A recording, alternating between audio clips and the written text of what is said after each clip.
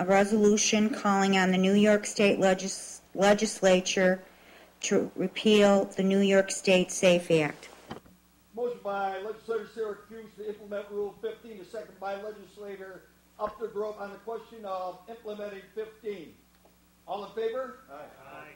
On the question, Legislator Syracuse to the lectern. Thank you, Mr. Chairman.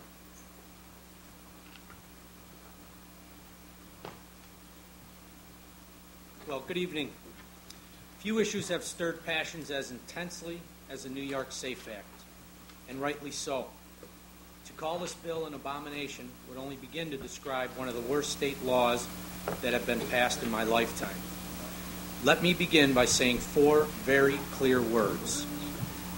Shall not be infringed. Now, I don't know how our founding fathers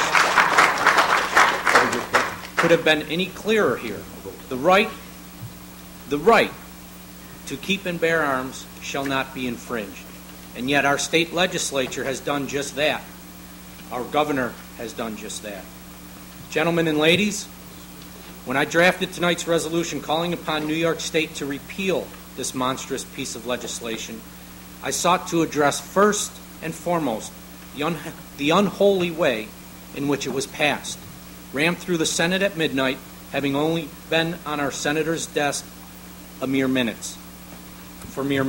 By the following night, Governor Cuomo had signed it into law without so much as a public hearing. I know so many of you in this chamber tonight would have taken the opportunity to make your voices heard. Sadly, Governor Cuomo, Speaker Silver, and Senators Klein and Skelos didn't give you that option. And that is wrong. It's wrong, too, that once again, elected leaders had to vote for something to find out what was in it. Of course, we found out what was in it. Aside from the constitutional problems I will address momentarily, New York State managed to, in rushing this bill through, make our police officers into Class E felons. Every cop on the street, every state trooper, every sheriff's deputy trying to protect us is now carrying more bullets than he or she is allowed to under the law. Why? They failed to make common sense exception for our lawmen. But really, if such an exemption is right for our lawmen, why is it wrong for our law-abiding men and women? Why should we limit the number of bullets or the types of defensive weapons that good, law-abiding citizens can own? Why must we treat them like criminals every time they buy a box of shotgun shells and make them endure a criminal background check? As I've said before, the language of our great Constitution is unambiguous. The right of the people to keep and bear arms shall not be infringed. And here in Niagara County, we've always preferred our Constitution as it is written.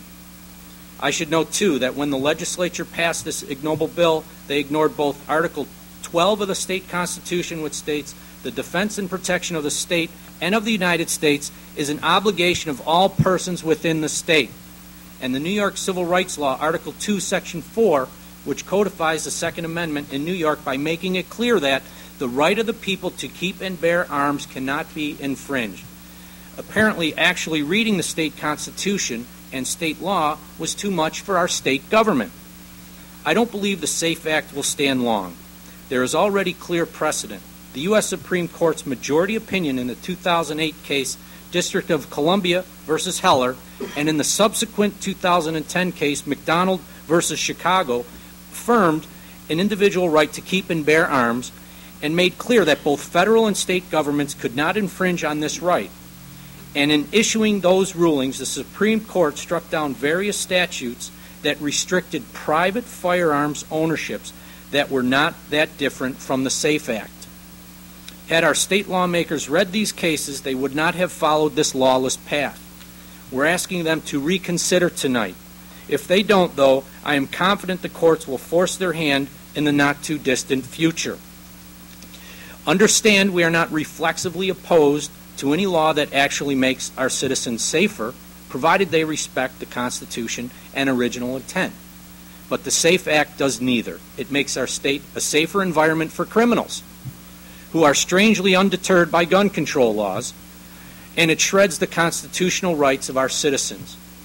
With more than 28,000 pistol permit holders in this county, nearly 1 in 5 members of the adult population, incidentally, we are here in Niagara, exercise our Second Amendment rights. We expect our government to respect those rights too.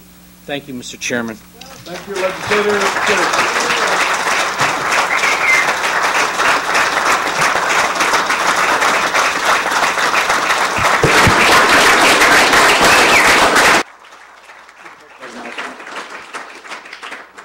Mr. Chairman, several legislators have been added to this resolution.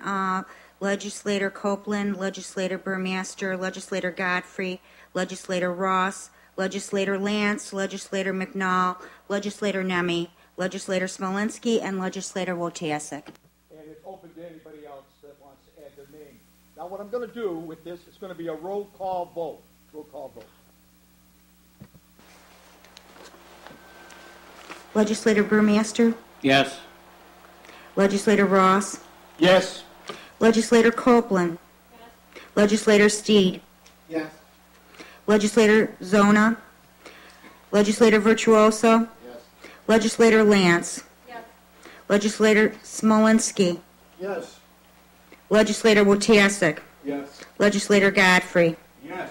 Legislator Nemi, Yes. Legislator Updegrove, Yes. Legislator McNall, Yes.